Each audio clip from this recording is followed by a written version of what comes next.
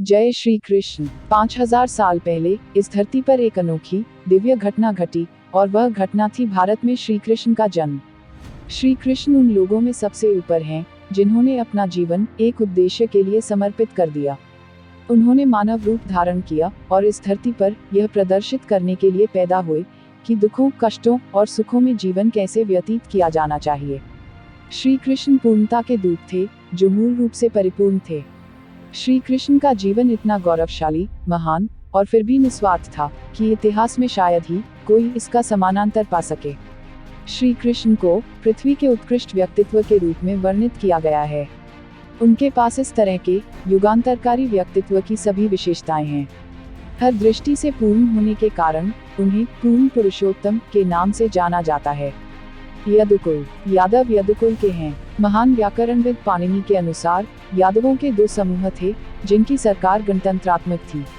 अंधक समूह मथुरा के आसपास के क्षेत्र में शासन कर रहा था। उग्रसेन, जो श्री कृष्ण के दादा थे, वह गणतंत्र के अध्यक्ष थे। राजा शब्द का प्रयोग उग्रसेन के संदर्भ में किया गया था, हालांकि अंधक सरकार का एक गणतांत्रिक रूप था। इसी तरह यादवों का दूसरा गणराज्य वृषिणी गणराज्य था।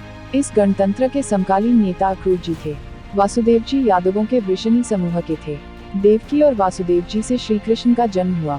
दोनों गणराज्यों को जरासंध के आक्रामक साम्राज्यवाद से बहुत डर था, जिसकी शक्ति बहुत तेजी से फैल रही थी।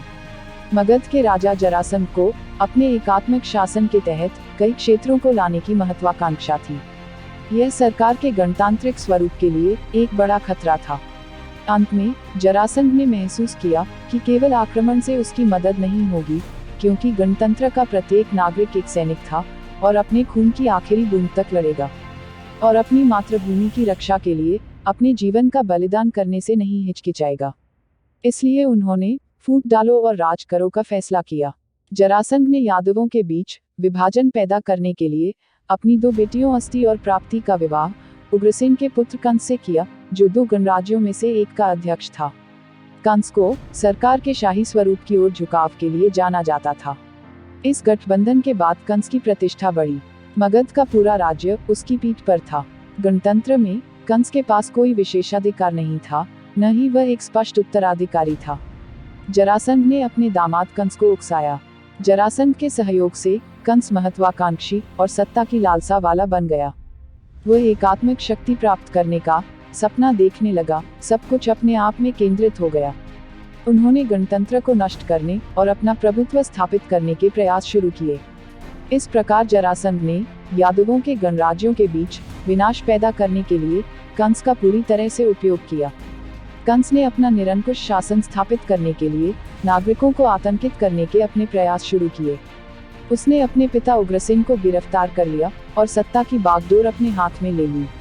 कंस लोगों के शक्तिशाली वर्ग को बार बार धमकाता था, यदि आप मेरे साथ नहीं आते हैं तो मैं अपने ससुर जरासंध द्वारा आक्रमण को आमंत्रित करूंगा।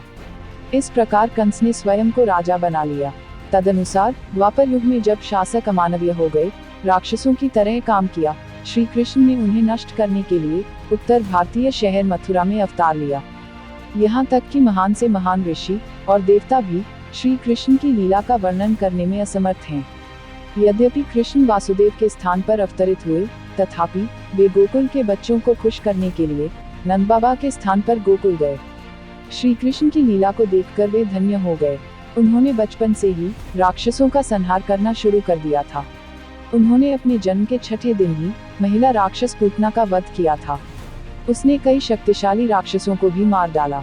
बचपन में तृणव्रत, केशी, अरिष्ठासुर, बकासुर, प्रलंबासुर आदि। इसी अवधि के दौरान उन्होंने काली नाग का भी वध किया और यमुना नदी के पवित्र जल को विषमुक्त कर दिया। उन्होंने अपने ब्रह्मांडीय नृत्यों के आनंद से ग्वालों की पत्नियों को प्रसन्न किया। गोकुल में लीला पूरी करने के बाद वह मथुरा लौट आए और अपने सभी क्रूर सहयोगियों के साथ अपने दुष्ट मामा राजा कंस को मार डाला और अपने माता पिता को जेल से मुक्त कर दिया।